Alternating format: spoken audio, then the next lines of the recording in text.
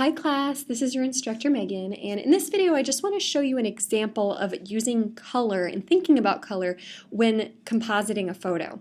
So this week you're reading about color theory, you're learning about hues and saturation, you're learning about color schemes, how to combine colors, you're learning about the psychology of colors, but I want to give you an example of how to distill all of that into the output of what you're making. How to take your knowledge of color and make it work in an image. So what I'm going to do is walk you through an example.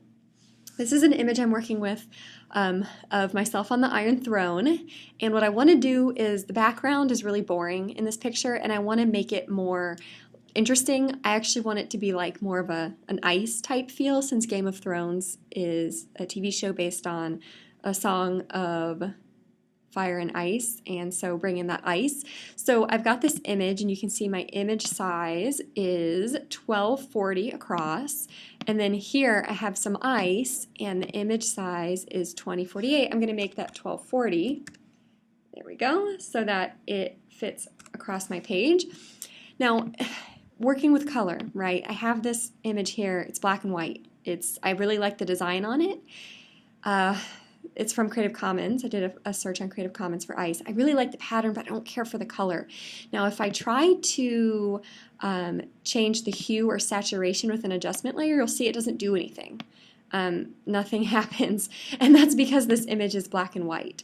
There's no color to change. So what I'm going to have to do is I'm going to have to put a solid color over this, and I'm going to choose kind of a darkish blue, maybe a little more. There we go. And then I'm going to make the opacity low, like 20, to give this a color. Now what I'm going to do is select all of these, right-click, and merge the layers. Now if I want to adjust the hue or saturation, I can do so because now it has a hue. So now I can kind of experiment with different colors of blue. I think I'm getting like more purple here. I think I want more of the lighter blue, more toward green. There we go. So I have this image of myself over here. I just need to cut it out. So I'm going to exit Quick Mask, select my inverse. I'm going to cut myself out with Command X, and then I'm going to go to Edit, Paste Special, Paste in Place. It's going to put me right over top. So now you'll see I have myself in the figure, and then I have the background.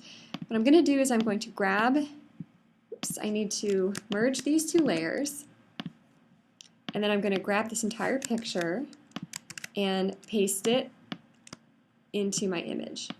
Now I'm going to have to paste it twice, once for the top and one for the bottom. There we go, and I'm going to put the darker parts together so it looks a little bit more natural. And I'm going to bring myself on top of that. Now this is a little too cheesy for me, so I'm going to take my two layers and I'm going to merge the layers and then bring the opacity down. There we go, just to give the kind of the hint of ice. I don't really want this like super icy background. I just kind of want to show more of that blue color and more of that ice feeling. So I'm actually going to bring the opacity down to 10. So you can see the difference now. The background has more of this kind of ice feel to it. It just seems a little more interesting. I would need to fix this down here. And now the problem is that the background is this blue color and my throne is more orange tone. So I'm going to take my layer and I'm going to adjust the color balance. So I'm going to do an adjustment layer, color balance, and put a little bit more blue into that. So you see that those orange tones are going away, I'm getting a little bit more blue. It's changing my background too, but I'm okay with it because it's matching. So that fits in a little bit more, I think, than those orange tones. So I'm going to go ahead and save this as a different image.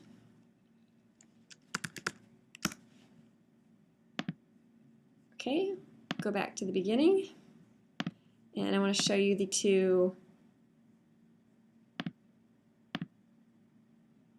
Oh shoot, I meant to save that.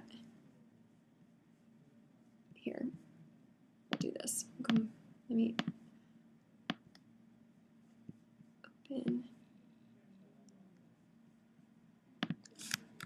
So here's the original, and then here's what I've done with it. So you can see that the throne got a lot less orange and yellow and a lot more blue. So this feels more like an image that goes together.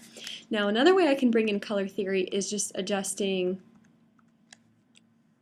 a few things. Like I think it's a little hard to see because the picture doesn't really, my face is so far away, but if I wanted to like make my eyes pop a little bit more, I might be tempted to make them blue because I just made an image that's blue, but I actually have red hair and the complementary color of red is green. So I would probably make them more green, and again, it's probably too small to really see, but I could definitely try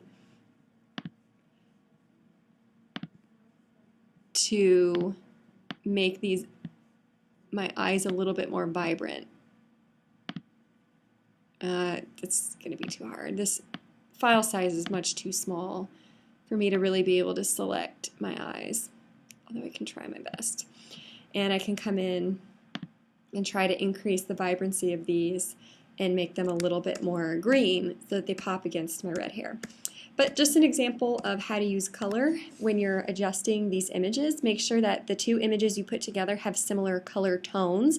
If you're taking an image that's really pretty blue and you're putting it with an image that was taken with, a flash or something and it's really yellow or orange, it's not going to look right. So you'll need to come in and adjust the colors so that they look more like they go together.